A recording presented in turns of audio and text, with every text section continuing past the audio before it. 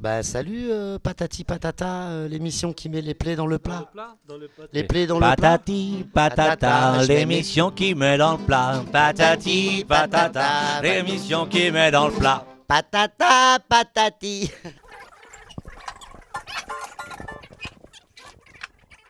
Pourquoi et comment vous êtes-vous réunis? Alors c'est de sa faute à lui là au grand. C'est que bah, c'est le plus grand, il nous a dit vous venez, sinon je viens vous chercher à la maison. On a dit non, non, viens pas nous chercher à la maison, on va venir. Non, bah en fait c'est voilà, on a eu la chance de tous se rencontrer un peu autour du pied de la pompe, un groupe breton et dont Erwan fait partie aussi. Et Jérôme voilà, nous a invités plusieurs fois en 2011 et 2012 avec Ali, moi et puis Zetoun de la rue Quétanou qui est pas là aujourd'hui, à venir faire le bœuf pendant leurs concerts. Suite à ces concerts qu'on a fait, on a décidé de se revoir plus sérieusement et on a monté un premier collectif qui est un peu la genèse du collectif d'aujourd'hui. En 2012, où on est parti sur les routes chanter les chansons de chacun, où on s'était tous approprié un petit peu les chansons de tout le monde. Et suite à cette aventure, on a eu envie d'aller un peu plus loin et de faire un disque. Et on a appelé quelques autres amis, dont Max, ici présent, et puis Gary, des Massilia Sound System, Mourad de la rue Quétanou, qui vont arriver tout à l'heure, Cyrano, DJ hors d'œuvre au platine, et Fred à la guitare, voilà, qui nous a rejoints. Et là, on a décidé de faire un disque.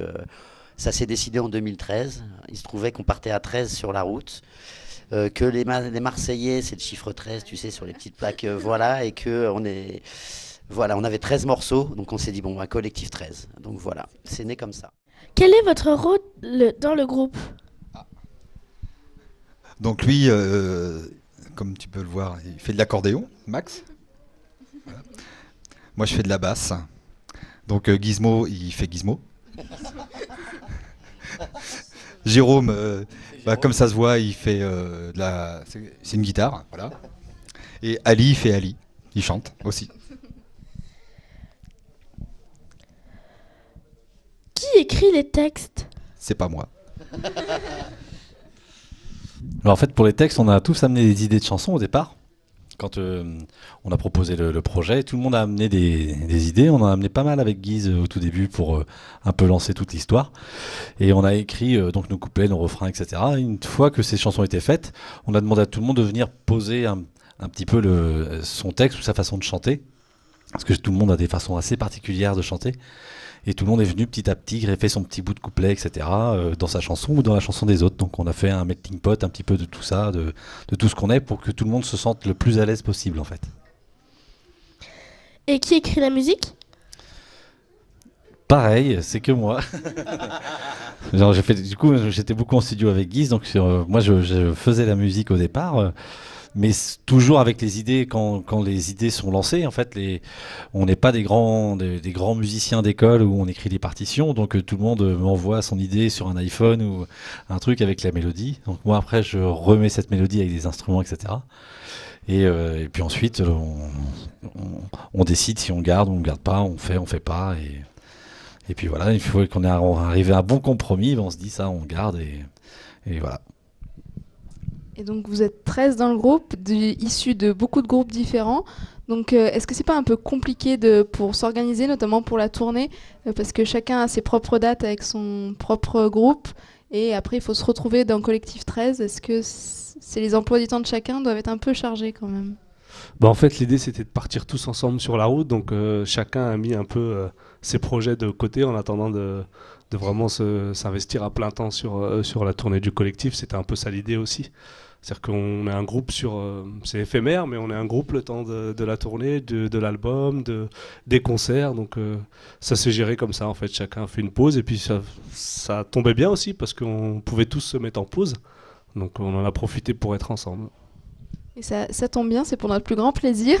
Est-ce que collectif 13, que vous n'avez pas une petite superstition, est-ce que vous pensez que le 13 vous porte plutôt chance, ou est-ce que vous êtes plutôt superstitieux, et est-ce que vous avez une petite appréhension quand même avec ce numéro 13? Il a une bonne réponse. Il a dit, il faut pas être superstitieux, ça porte malheur. C'est bien. Voilà, donc, C'est forcément, très bien, nous, le 13, ça impeccable. porte bonheur. Non, pardon, je m'emporte. On a été très surpris, je pense, les uns les autres du résultat, concrètement, déjà quand on a écouté l'album. Et puis sur scène aussi, je pense qu'on s'est surpris, et on a surpris les gens. C'était un peu le concept aussi, c'est qu'on ne nous attendait pas forcément, chacun d'entre nous, là où on nous voit sur scène. Donc c'est ça qui est aussi qui est sympa dans cette idée. Et puis entre nous, il s'est passé voilà, on se connaissait tous, on s'était déjà croisés, mais on apprend à se connaître, on fait beaucoup d'heures de camion ensemble, on fait beaucoup de chambres d'hôtel ensemble, et ça nous permet de parler d'autre chose que de musique, et juste de se dire bonjour quand on se croise dans les festivals. Et je crois qu'on s'est tous rendu compte qu'on avait beaucoup de valeurs communes, une manière de vivre la musique aussi, de produire la musique, d'aller la chanter, de la vivre au quotidien, qui est très similaire, même si on vient tous d'univers différents. Et ça nous a rapprochés. Je crois que cette tournée nous a rapprochés. Au départ, c'était un collectif. Aujourd'hui, c'est peut-être un groupe qui est né. Donc, je crois qu'il y a l'envie pour tout le monde de continuer. Voilà, on va repartir tous à un moment donné dans nos projets respectifs. Parce que si on est tous là aussi, c'est grâce à tous les groupes dans lesquels on a évolué, qui ont fait qu'on se rencontre et qu'on soit là. Donc, on va rendre hommage après cette belle tournée à tous nos projets. Et puis, on va essayer de revenir avec un deuxième album, on espère, tous ensemble. Et peut-être avec un collectif 18 ou un truc comme ça. Pourquoi pas, pourquoi pas, les portes sont ouvertes. Est-ce que c'est la première fois que vous venez à l'imprévu? Eh ben non. Alors moi, je suis venu avec Trio il y a quelques années. Et puis on avait tellement envie de venir. Voilà. Dans le... Ouais, c'est ça. Hein. On a eu la chance d'avoir un morceau juste pour nous. On a immortalisé le moment juste. Et puis bon, voilà, retrouver le pays grolandais aussi, pour nous, c'était important. Voilà, c'est des gens qu'on aime beaucoup. On a eu quelques expériences avec le président Salengro, avec Michael Cull, notre ami des Lépines, qui va être là peut-être aujourd'hui. On se connaît, voilà, et c'est un plaisir d'être là. Charlie. Et puis aussi le côté tout simplement convivial, village... ouvert à tous, voilà, c'est quelque chose qui nous parle. Et je pense qu'on parlait de valeurs dans la musique, ou d'une manière de vivre la musique, même si quand ça va bien et qu'on pourrait vendre tout le temps et rentrer dans un engrenage de business permanent, ça fait du bien de se retrouver là aussi et de retrouver ses racines. Donc voilà, d'être au milieu des enfants, des familles, des gens différents. Voilà, tout ce qui se fait autour du handicap aussi sur ce festival, tout ça, ça nous touche beaucoup, donc on est là avec grand plaisir. Je crois que Jérôme y a eu droit aussi à ce festival avec le pied de la pompe. Voilà, vous avez rencontré Charlie, la rue Quétanou sont des grands habitués. Et puis pour certains d'entre nous, c'est un baptême. Et puis je crois qu'on est parti pour faire un beau baptême, hein, on est motivés. Ah bah, nous, on attend que ça. Je crois que justement, vous parliez de valeurs et de retour. Voilà, il a eu son passeport. Voilà, bah alors là, voilà. C'est bon, vous avez le droit de jouer ce soir. Attention, parce que moi si on prend pas le passeport, je l'ai depuis la dernière fois. Il est toujours dans ma sacoche. Va falloir aller passer chez mamie. C'est bon, Je l'ai présenté à quelques contrôles d'identité des fois. Ça passe bien. Ouais, ça passe très bien. Normalement, ça passe bien. On a une petite question justement par rapport aux valeurs et à certaines petites choses. Donc du coup, moi je suis Fabrice, j'accompagne ce groupe là depuis quelques années. Donc un grand merci aux artistes qui donnent de ce temps. Nous, on essaie de prôner des valeurs du coup d'éducation à l'image. C'est pas du luxe par les temps qui courent. On fait pas que de la vidéo pour de la vidéo. Donc un grand merci parce qu'on se rappelle effectivement de Pompe Afrique que vous aviez joué en haut. Moi, j'avais une petite question par rapport à ça. Je vous avais vu aussi, je crois, sur un plateau du Grand Journal avec Mali. Il y avait Cohn-Bendit, je crois, qui était présent. Et je voulais savoir qu'est-ce que tu pensais de la reprise de Canal+ par Bolloré. Bah, on est rarement passé à Canal+ avec Trio. On aurait aimé, parce que il y a peu d'émissions où on peut jouer live, concrètement. Plus pour jouer live que parce que c'est Canal+. On a été, à chaque fois qu'on a été joué sur Canal+, c'est sur invitation. On a été invité par Carl Zero il y a quelques années. Et après Cohn-Bendit. Donc ça a été un peu imposé, parce qu'ils ne voulaient pas forcément de Trio sur Canal+, déjà à l'époque. Donc par les temps qui courent, je pense qu'on a plus beaucoup de chance avec Trio d'aller jouer à Canal.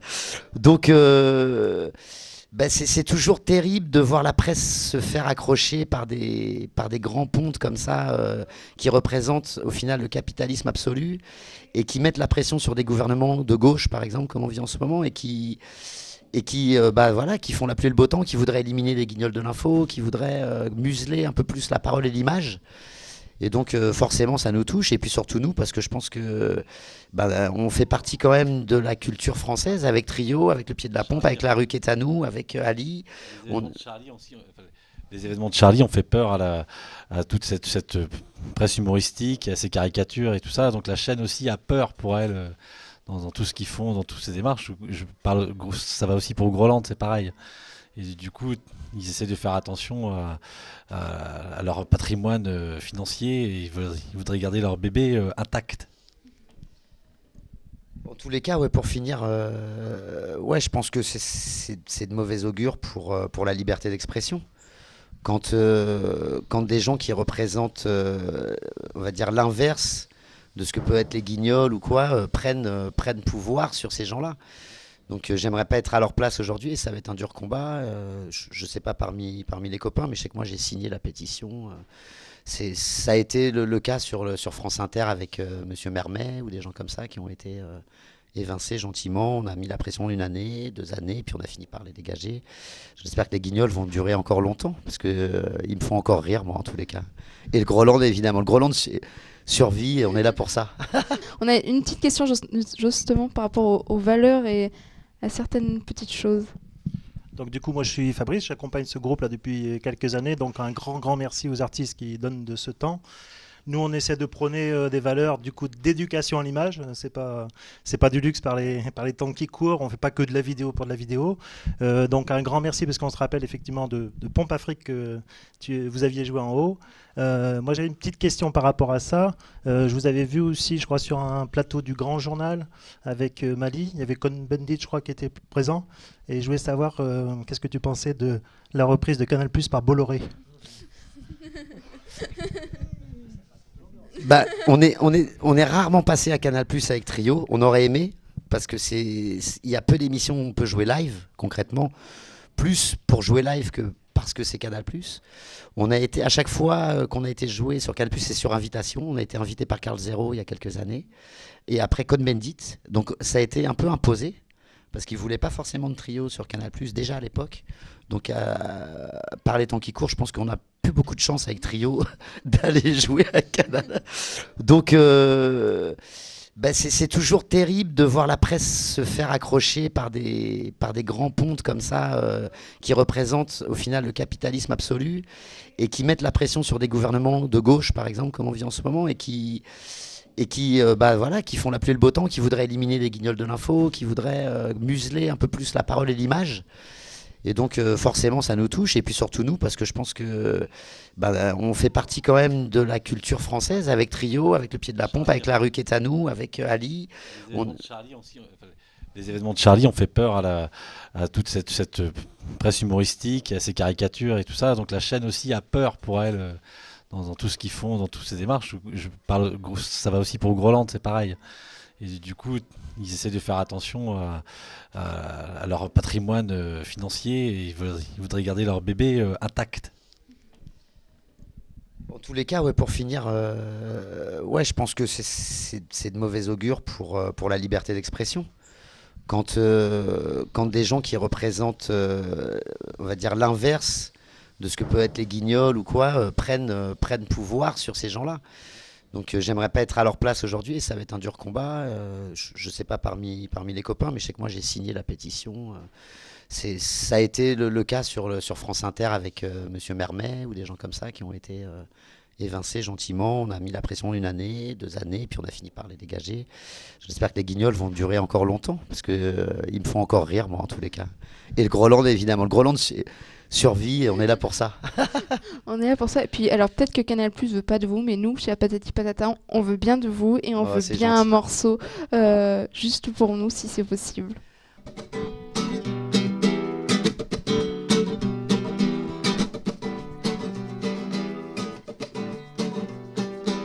Posez les yeux sous la lumière, ce qu'il y a de plus naturel. Les gènes de nos grands-parents, camouflés mais toujours vivants. Il faudrait penser à se tondre différents dans le nouveau monde. Le chanter à nos enfants en leur disant qu'on est vivant. On a tous l'âge évidemment, évidemment. On a suivi un instant, car c'est comme ça qu'on est né vivant. On a tous l'âge évidemment, évidemment. On a suivi un instant, car c'est comme ça qu'on est. Vivant, je suis vivant, everyday, vivant. Eh, le tiroir caisse est trop mortel. On lui est beaucoup trop fidèle. On en prend un coup d'argument et dégagé de tout sentiment. Mais qu'on ne revient pas en arrière. Ceux qui préféraient vivre hier. Sûrement que leurs enfants sont grands, mais qu'ont-ils fait de leur vivant? On a tous l'âge évidemment, évidemment. On l'a suivi un instant, car c'est comme ça qu'on est né vivant. On a tous l'âge évidemment, évidemment. On a suivi un instant, car c'est comme ça qu'on est. La roue.